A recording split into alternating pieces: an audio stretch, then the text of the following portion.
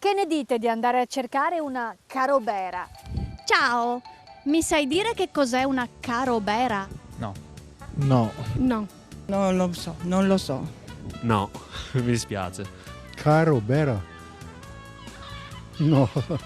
Cosa ti fa pensare questo termine, carobera?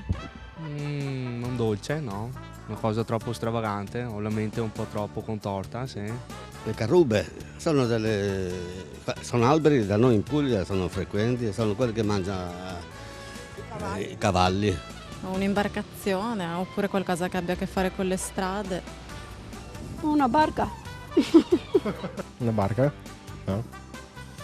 Una cosa che porta qualcosa, carobera. Specie carro, trainato da cavalli. Carro buffo. Carovana. Qualcosa di tipico veneziano, non so, qualcosa che appartiene alla tradizione forse. Carobera, bera, che bera, che bera, per favore.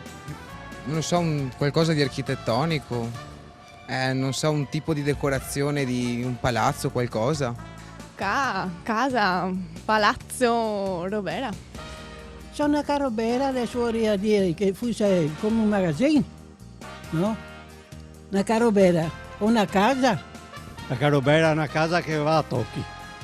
Una carrobera è un luogo un po' in disordine, vecchio e insomma un luogo schifezza. È una casa tipo magazzino. Carobera, Maria, che casa che ti dà una carobera?